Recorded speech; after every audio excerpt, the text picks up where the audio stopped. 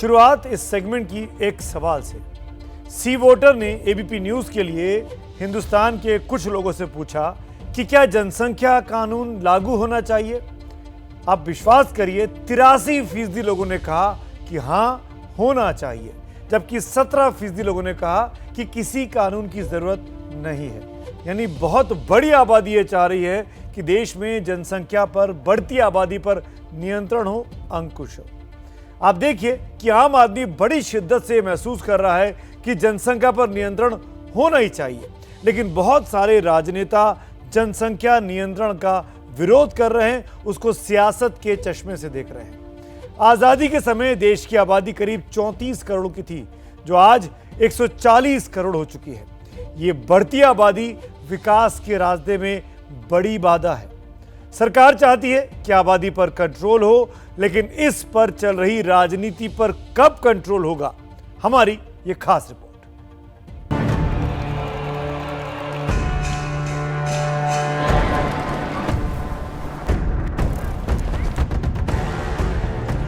Railway station पर भी, metro station पर भी, बाजारों में भी, मॉल में भी,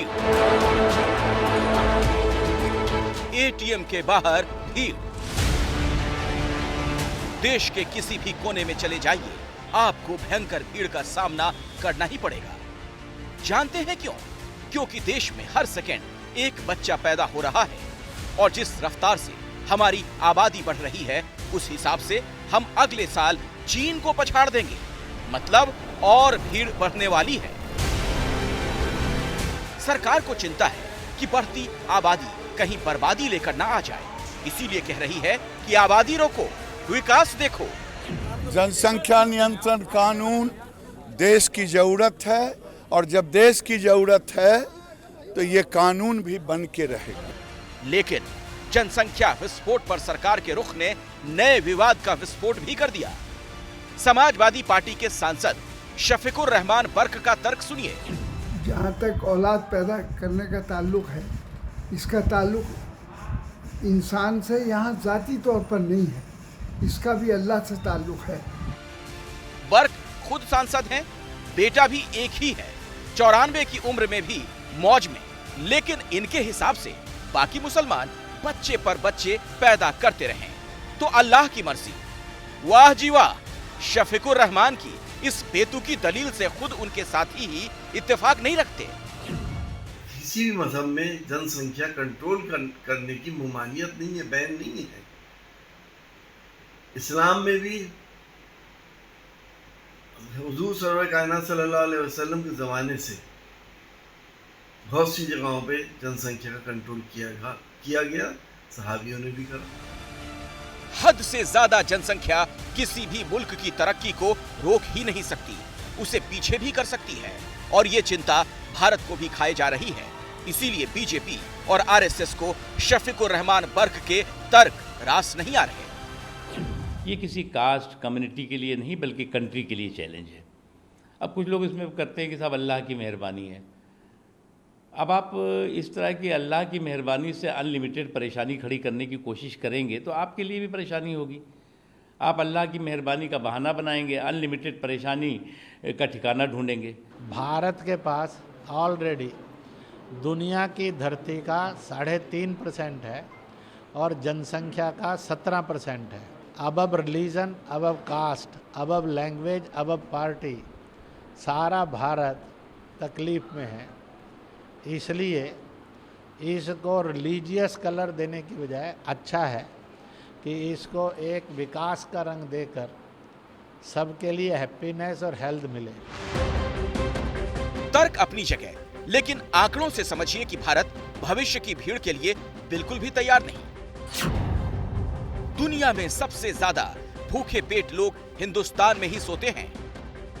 इसी साल यूएन की रिपोर्ट आई, देश की 22 करोड़ 43 लाख आबादी को पोषक आहार नहीं मिल रहा। 56 करोड़ आबादी के पास खाद्य सुरक्षा की गारंटी नहीं। जहां भूखमरी का संकट है, उन 116 देशों में से भारत की रैंकिंग 101 है। करीब 10 करोड़ आबादी के पास रोजगार और कमाई का कोई साधन नहीं। तो देश की जो आबादी पहले से भूखी और बेरोजगार है, उसमें बच्चों की नई कतार खड़ी करने से देश को सिर्फ नुकसान ही नुकसान है। और इसी का इशारा पीएम मोदी ने 3 साल पहले किया था। हमारे यहाँ बेतहाशा जो जनसंख्या विस्फोट हो रहा है, ये जनसंख्या विस्फोट हमारे लिए, हमारी आने वाली पीढ़ी के लिए अनेक नए संकट पैदा करता है। 2019 में पीएम मोदी जब दूसरी बार प्रचंड बहुमत से आए थे, तब उन्होंने ये बात लाल किले की प्राचीर से की थी। तो अंदाजा लगा लीजिए मुद्दा कितना गंभीर है। और वो भी क्यों ना, स्कूल से लेकर अस्पताल तक और सड़क से लेकर पूरे समाज तक एक बच्चे के पैदा होने का असर पूरे सिस्टम पर जो पड़ता है। लेकिन अफसोस कि जिस मुद्दे पर संसद में बहस होनी चाहिए थी, उस पर विवाद हो रहा है। बीजेपी के नेता सिर्फ मुसलमानों का डर दिखाते हैं कि जनसंख्या मुसलमानों की बढ़ रही है, वो झूठ है। नेशनल फैमिली हेल्थ सर्वे अगर आप देखेंगे तो जो मुसलमानों का TFR रेट 2.6 था 2015-16 में, वो गिरकर 2.3 हो चुका है। क्या ये कमी नहीं आई है? कितना झूठ बोलेंगे देश को, कितना डराएंगे मुसलमानों से आप? आपका डेटा कह रहे ना, मेरा डेटा तो नहीं कह रहा है।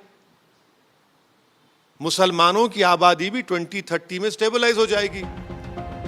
हमने आपको जब से ये रिपोर्ट दिखानी शुरू की है, तब से अब तक मानकर चलिए कि 300 से ज्यादा बच्चे पैदा भी हो चुके हैं।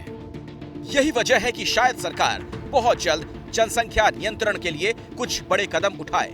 लेकिन जिस तरह से दोनों तरफ से राजनीति हो रही है, उसमें सवाल ये है, कहीं 2024 में इस पर ही चुनावी दांव तो नहीं आजमाया जाएगा। जितनी देर आपने ये कहानी को देखा, करीब 6 मिनट के आसपास, इतनी ही देर में हिंदुस्तान की आबादी 170 लोगों के जन्म के साथ और बढ़ गई है। यानी इस गति से देश की आबादी बढ़ रही है।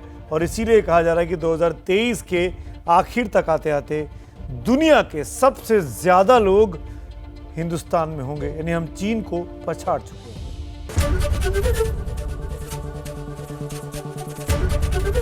ABP न्यूज आपको रखे आगे।